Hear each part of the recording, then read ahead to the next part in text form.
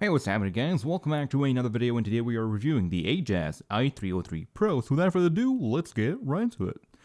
Now you're probably like, hey, I see that mouse. It kind of reminds me of a mouse somewhere around here.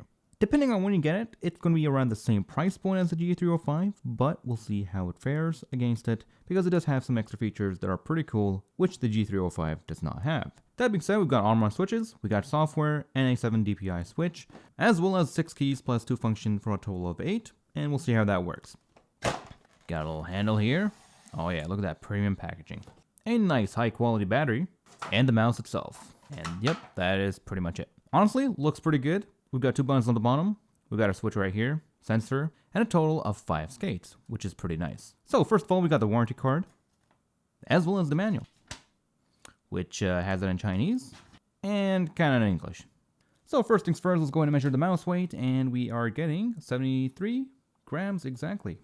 And compared to a G305, okay, we are getting 73.2. So, yep, thanks for watching. This mouse is much better. So first things first, when you actually get this mouse, you'll notice that the actual cover here is really tight. So after opening it a couple times, it will kind of get loosened up, and it'll be much easier to open. Inside, of course, you'll find the dongle, as well as the battery compartment, so we can go ahead and toss that in and close it back up. So here's the front, the underside, the left side, right side, the back side, as well as the front. So even though it has RGB, it actually weighs ever so slightly less than the G305, which is pretty impressive. But of course, that doesn't matter if the performance isn't as good. That being said, before we go ahead and plug it into my computer, test it out, show you guys what it looks like inside the software, let's see how it sounds.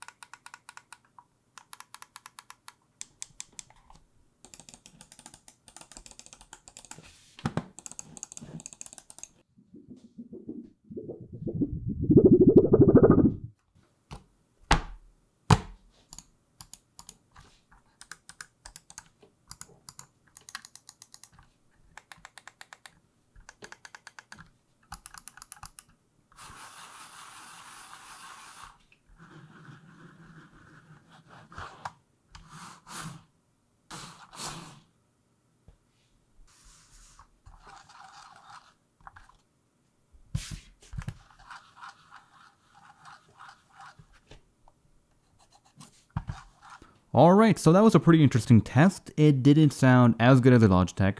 Of course, Logitech has been known for making great mice and great sounding clicks. If you didn't pick it up during the sound test, depending on what mouse pad you use, or what surface you're using this mouse on, you may notice some rubbing that's happening on the underside of the mouse. And it doesn't sound good at all.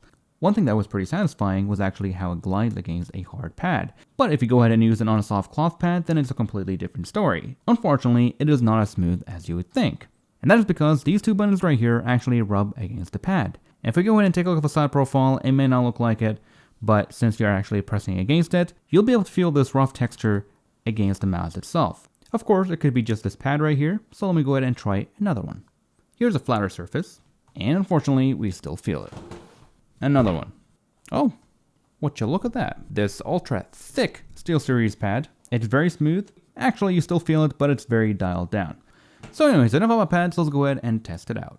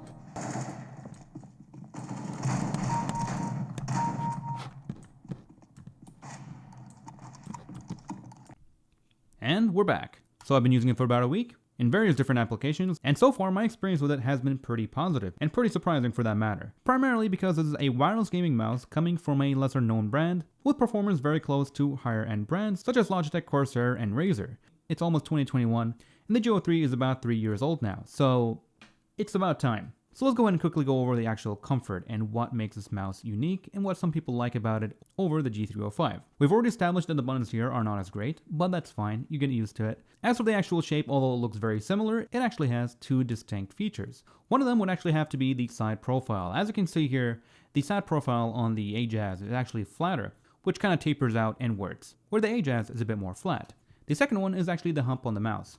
The hump here is actually much bigger and more pronounced. On the 305, it's a smaller hump and very smoothed out, while the AJAZZ is a bit more pronounced here, which can result as a better grip since it supports your palm much better. And the last one is the fact that the mouse here is slightly longer, which can help if you're struggling with the 305. I have medium-sized hands, and in my case, I have a full grip on the mouse, which I honestly don't mind since it gives me a bit more control. Some people with bigger hands will actually have problems since their fingers will actually go over the mouse like so. That is of course if they are doing a full grip and not a hybrid claw grip. Overall, honestly, I don't mind using either of them. They both feel pretty good. So during my full week experience with this mouse, have I experienced any issues? Well, this one can be considered as a feature or a positive depending on what kind of person you are. If you're that technical about mice and really care about your lift-off distance, well, I had to actually measure this thing with something else other than a DVD, since it was less than 6mm.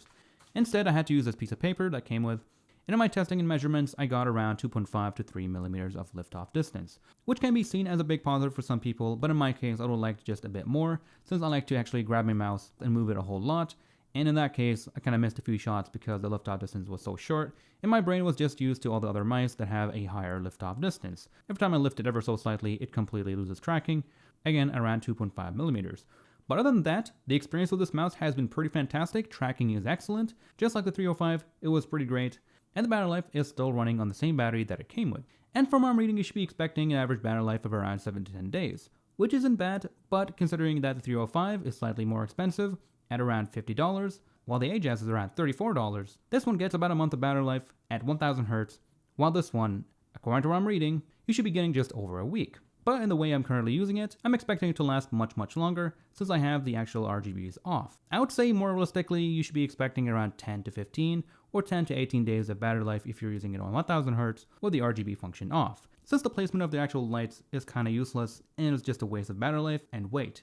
We get a light on the back that says Day Victory, so whatever that means, one on the bottom right here, and of course the front, which does kind of look cool, but at the end of the day, you're never going to be seeing it. And the fact that the lights actually turn off as soon as you start using the mouse. The lights are turning off as soon as I move the cursor. But at the end of the day, either way, the lights here are kind of useless. And at this point, you're probably asking, what are the specs and what are these two buttons on the back? So the first one here is actually your RGB turn off or on switch, while the other one is your polling rate switch. So you can go ahead and click it and cycle through all the different ones. And these colors are not listed anywhere on the manual, so I had to figure out using the software. So here's a list of what those colors mean. For the specs, it's loaded with a PMW338 sensor, 200 to 1600 DPI, and other than that, again, it has Omron switches.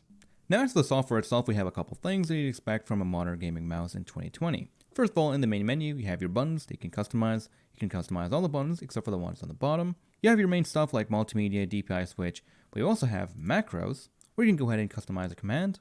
We also have a keyboard combination key, as well as a custom fire rate switch, which is pretty nice. Then we have the polling rate as well as the battery life indicator right here. When we go into advanced, we have the DPI switch. We can go ahead and choose from the 7 different DPI profiles. You can have only one or all of them at the same time. And you can also customize the colors for them, as well as the DPI from 100 all the way to 1600. Right here is basically your Windows properties, just shortcutted right into this menu. And by default in the software, this is actually checked in, so I would recommend go ahead and check it off. Inside the lighting section, it would have been more interesting, but the mouse here just has really bad RGB placements. So we got static, pulsing, and neon colors, as well as off, which is my favorite option.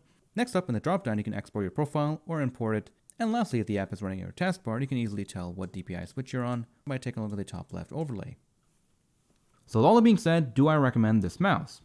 Well, considering that the 305 actually goes on sale very often for prices as low as 40 Canadian dollars, which is like 25 to 30 in real money, it's really a hard choice since you do get the Logitech quality out of a Logitech mouse. But if you like the 305 but just want something that's slightly different in terms of grip, at the same time if you're someone who's in Europe and the 305 is nowhere to be found, then this is going to be a great option for a lot of people. With that said, thank you for watching, and I'll see you guys in the next one. Take care, everyone.